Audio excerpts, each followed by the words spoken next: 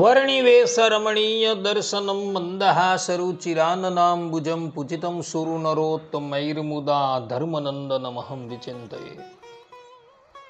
અસતોમા ષડ્ગમય તમસોમા જ્યોતિર્ગમય મૃત્યુર્મા અમૃતમ ગમય. ઓમ શાંતિ શાંતિ શાંતિ. અસ્મદ્ગુરુ સમારંભાં નાથયામૂન મધ્યમાં લક્ષ્મી વલ્લભ પર્યંતાં વંદે ગુરુ પરંપરા. આજની જ્ઞાન સભાની અંદર પધારનારા બધા જ ભગવત ભક્તોને વેદાંતાચાર્ય, પુરાણ ઇતિહાસાચાર્ય, એમએ ફિલોસોફી શાસ્ત્રી રાકેશભાઈના હિતપૂર્વક જય સ્વામિનારાયણ. એક ભગવત ભક્તએ મને પ્રશ્ન કર્યો કે શાસ્ત્રીજી, શું લક્ષ્મીજી અને રાધાજી મુમુક્ષુનું કલ્યાણ કરી શકે, અર્થાત કે તેઓ મોક્ષ આપી શકે? અને આ બંને દેવીઓ જો મોક્ષ આપી શકતી હોય તો શાસ્ત્રના પ્રમાણો આપ ઉપસ્થિત કરો. કારણ કે આજકાલ કેટલાક મૂઢ લોકો લક્ષ્મીજી અને રાધિકાજીની ઉપેક્ષા કરતા જોવા મળે છે. તો એવા મૂઢ લોકોને વાસ્તવિક જ્ઞાન થાય એને અર્થે આપ આ બાબત પર થોડો પ્રકાશ કરો. આ પ્રમાણે એ ભગવત ભક્તએ જિજ્ઞાસા વૃત્તિથી મને પ્રશ્ન કર્યો. તો આજના આ પ્રવચનની અંદર આપણે બધા આ બાબત પર થોડો વિચાર વિમર્શ કરશું. તો બધા જ શ્રોતાગણો ધ્યાનપૂર્વક આ પ્રવચન શ્રવણ કરે અને એને આત્મસાત કરી લે. સર્વપ્રથમ લક્ષ્મીજીની વાત કરીએ. લક્ષ્મી શબ્દનો અર્થ શું થાય? તો સંસ્કૃત વ્યાકરણમાં લક્ષ ધાતુ આવેલો છે અને આ લક્ષ ધાતુને મીન પ્રત્યય લગાડવાથી લક્ષ્મી શબ્દ સિદ્ધ થાય છે અને એની વ્યુત્પત્તિ થાય છે લક્ષ્યતે ઇતિ લક્ષ્મી, અર્થાત કે જેનું લક્ષણ થાય અથવા જે લક્ષ્ય રૂપ હોય તે લક્ષ્મી કહેવાય.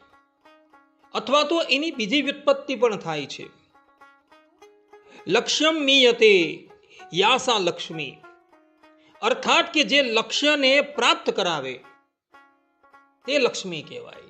કયા લક્ષ્યને પ્રાપ્ત કરાવે? તો પરમાત્મા રૂપી લક્ષ્યને જે પાર કરાવે એને લક્ષ્મી કહેવામાં આવે છે. ભગવાન સ્વામિનારાયણ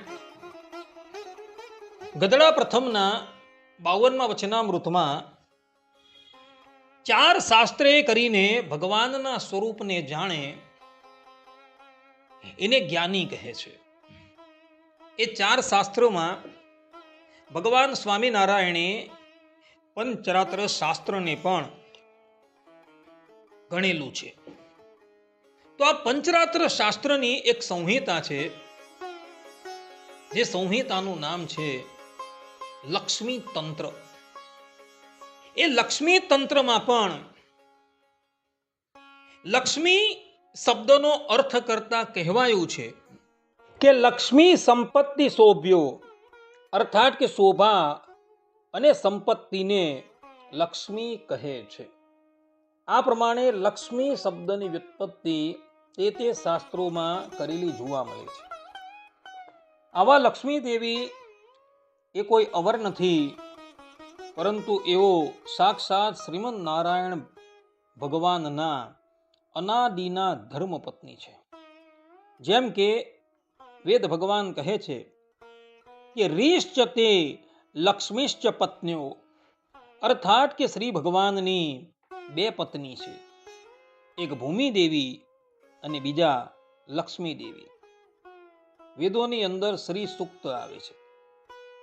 એ શ્રી સૂક્તમાં વેદ ભગવાન લક્ષ્મી દેવીની સ્તુતિ કરતા કહે છે કે મહાદેવ્યો ચ વિદ્મહે વિષ્ણુ પત્ની ચ ધીમહિ તન્નો લક્ષ્મી પ્રચોદયાત, અર્થાત કે અમે મહાદેવીને જાણીએ છીએ, વિષ્ણુ પત્નીનું ધ્યાન ધરીએ છીએ, એવા લક્ષ્મીજી અમને પ્રેરણા આપનારા થાવ. આ પ્રમાણે અહીં લક્ષ્મી દેવીને માટે વિષ્ણુ પત્ની શબ્દનો પ્રયોગ વેદ ભગવાને કરેલો છે. અને આના પરથી એ વાત સ્પષ્ટ થઈ જાય છે કે લક્ષ્મીજી એ શ્રીમદ નારાયણ ભગવાનના ધર્મ પત્ની છે. તો આવા લક્ષ્મીજીનો પંચરાત્ર શાસ્ત્રની સંહિતા લક્ષ્મી તંત્રમાં ખૂબ મહિમા ગવાયો છે. જેમ કે લક્ષ્મી તંત્રના 11મા અધ્યાયના 38મા શ્લોકમાં લક્ષ્મીજી દેવરાજ ઇન્દ્રને કહે છે, ન વિના દેવ દેવે ન સ્થિતિર મમ હિ વિદ્યતે, મયા વિના ન દેવસ્ય સ્થિતિર વિષ્ણોર હે વિદ્યતે. अर्थात कि देवों के देव भगवान विष्णु के बिना मेरी स्थिति नहीं होती और मेरे बिना भी देव विष्णु की स्थिति नहीं होती. આ પ્રમાણે અહીં લક્ષ્મીજી પોતાના સ્વમુખે કહી રહ્યા છે કે મારા વગર ભગવાન વિષ્ણુનું અસ્તિત્વ નથી અને ભગવાન વિષ્ણુ વગર મારું અસ્તિત્વ નથી. લક્ષ્મી તંત્ર 13મા અધ્યાયના 20મા શ્લોકમાં મહાદેવી કહે છે કે તસ્યાહમ પરમા દેવી ષાડ ગુણ્ય મહિમોજ્વલા સર્વ કાર્ય કરી શક્તિર અહંતા નામ शाश्वती. अर्थात कि उन्हीं भगवान नारायण की परमा शक्ति में भी षाड गुण्य महिमावलित ज्योतिर्मयी हूँ. सभी कार्य करने की सामर्थ्य वाली मैं स्वयं ही उनकी शाश्वती नामक अहंता शक्ति हूँ. આ પ્રમાણે અહીં લક્ષ્મીજી પોતાના સ્વમુખે કહે છે કે જે પ્રમાણે શ્રીમદ નારાયણ ભગવાનમાં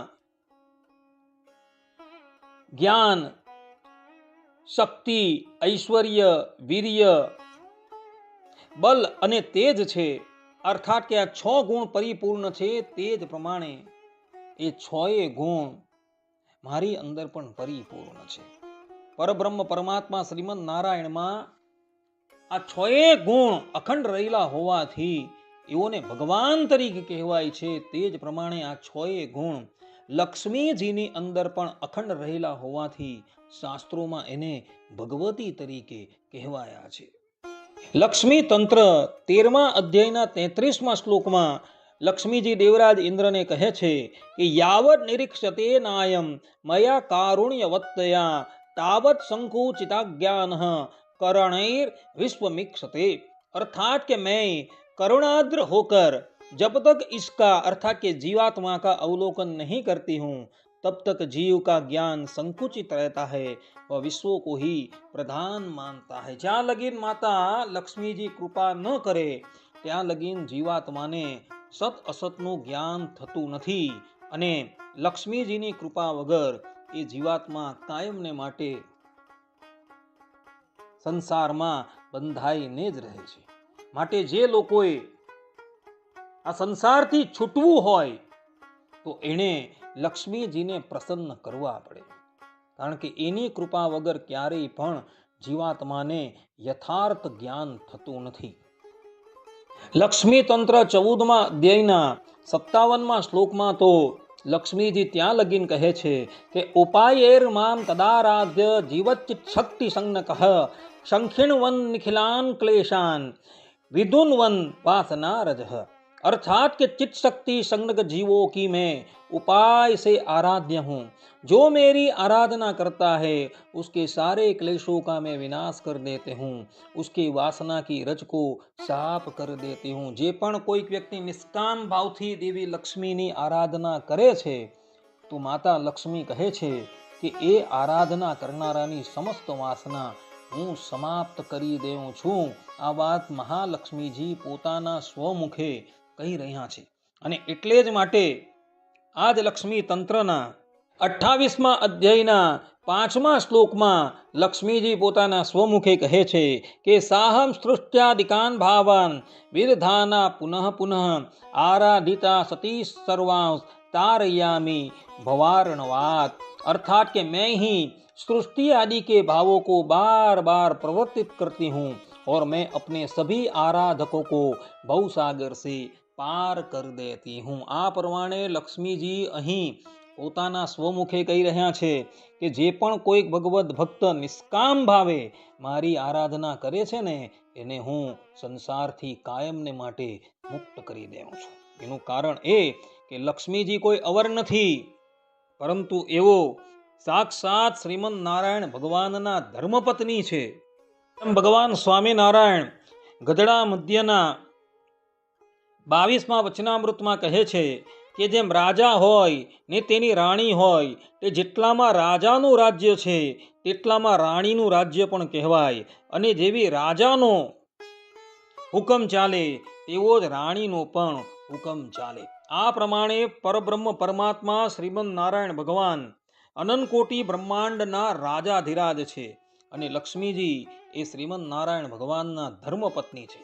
એટલે જેટલા વિસ્તારમાં શ્રીમદ નારાયણનું રાજ ચાલે છે એટલા જ વિસ્તારમાં દેવી લક્ષ્મીનું રાજ પણ ચાલે છે. શ્રીમદ નારાયણ ભગવાન મોક્ષના દાતા છે. તે જ પ્રમાણે અહીં આ પંચરાત્ર શાસ્ત્રના લક્ષ્મી તંત્રમાં લક્ષ્મી દેવી પોતાના સ્વમુખે કહે છે કે જે પણ કોઈક વ્યક્તિ નિષ્કામ ભાવથી મારી આરાધના કરે છે એને હું સંસારથી મુક્ત કરી દઉં છું. આ પ્રમાણે પેલા ભગવત ભક્તએ મને પ્રશ્ન કરેલો હતો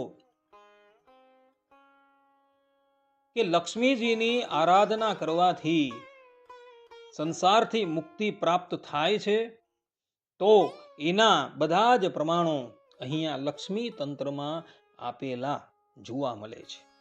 માટે જે પણ કોઈક ભગવત ભક્ત નિષ્કામ ભાવે લક્ષ્મી દેવીનું આરાધન કરે છે એને લક્ષ્મીજી આ સંસારથી મુક્ત કરી દે છે. જે લોકોએ આ સંબંધમાં કંઈ જાણવું હોય એ લક્ષ્મી તંત્ર 28મો અધ્યાય 5મો શ્લોક જોઈ લે. હવે આપણે રાધાજી પર થોડી વાત શ્રવણ કરીએ. તો રાધા શબ્દ સંસ્કૃત વ્યાકરણમાં રાધ ધાતુ પરથી નિષ્પન્ન થયો છે. રાધ ધાતુને ગઈ પ્રત્યય લગાડવાથી રાધા શબ્દ બનેલો છે. આ રાધા શબ્દનો અર્થ કરતા વેદ ભગવાન ऋग्वेदीय श्री राधा उपनिषद में कहे छे कि कृष्ण इनकी आराधना करते हैं इसलिए ये राधा है, अथवा ये सर्वदा कृष्ण की आराधना करती है इसलिए राधिका कहलाती है.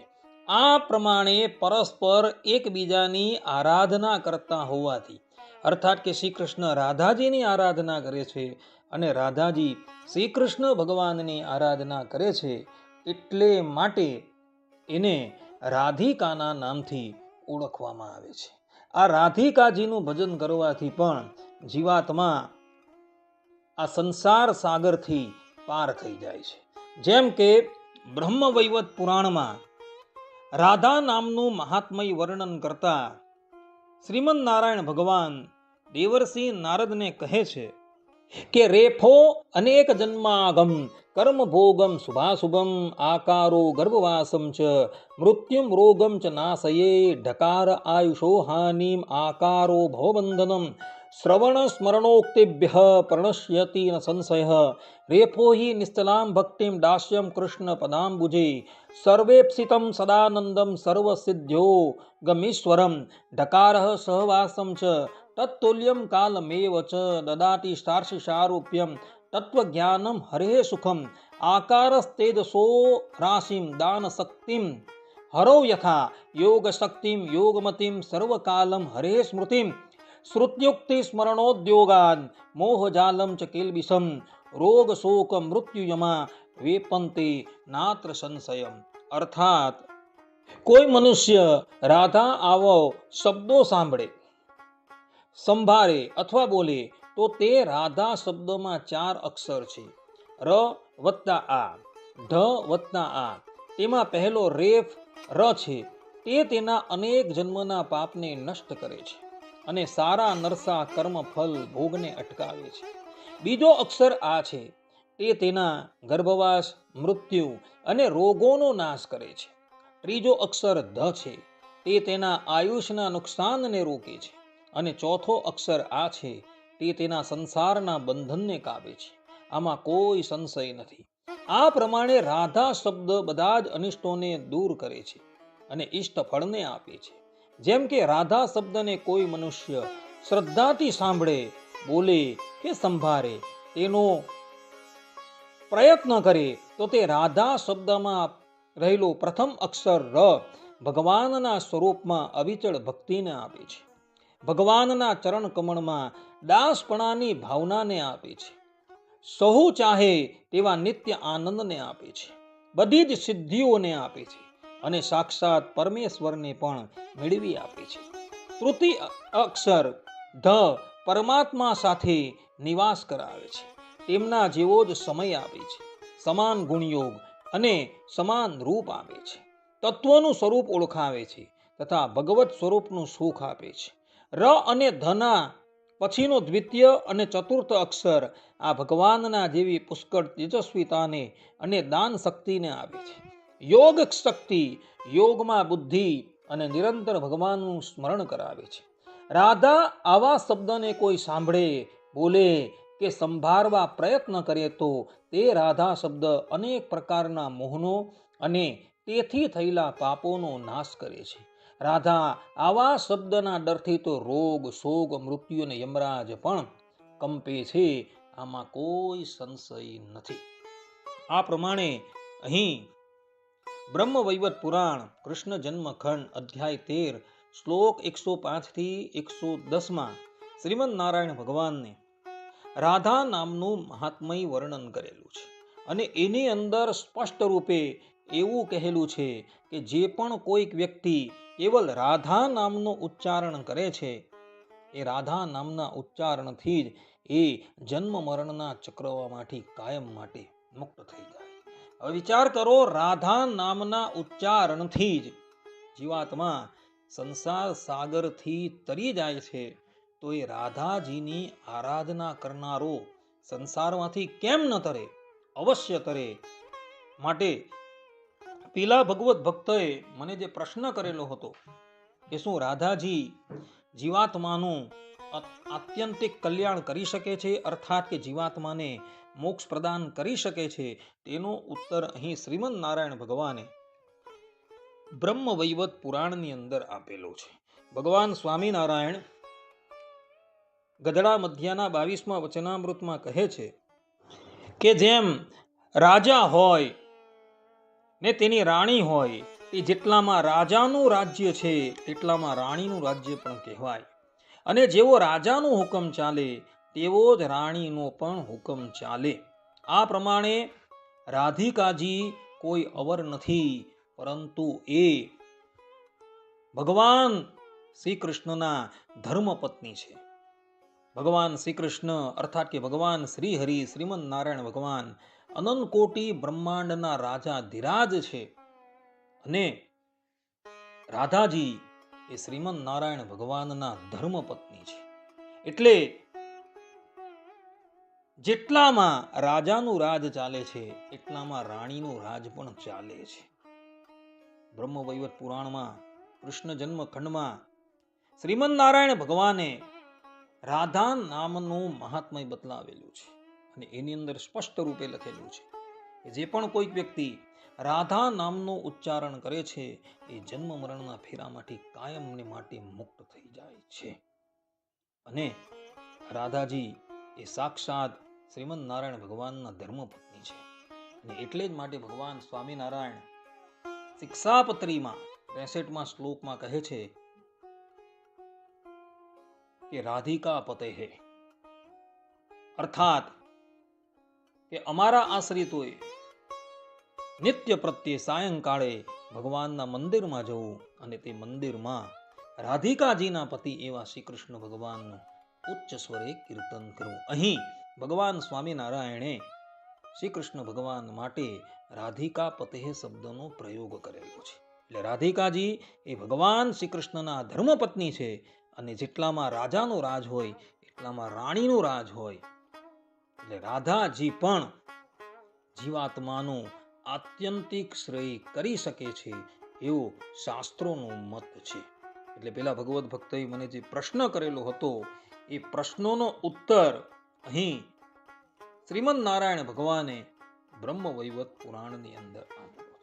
આ પ્રમાણે શાસ્ત્રોના પ્રમાણથી એ વાત સિદ્ધ થઈ જાય છે કે લક્ષ્મીજી અને રાધાજી એ બંને જણા પોતાના શરણમાં આવેલા અને પોતાનું નિષ્કામ ભાવે ભજન કરનારાનું કલ્યાણ કરી શકે છે. એ વાતમાં કોઈ જાતનો સંશય રહેતો નથી.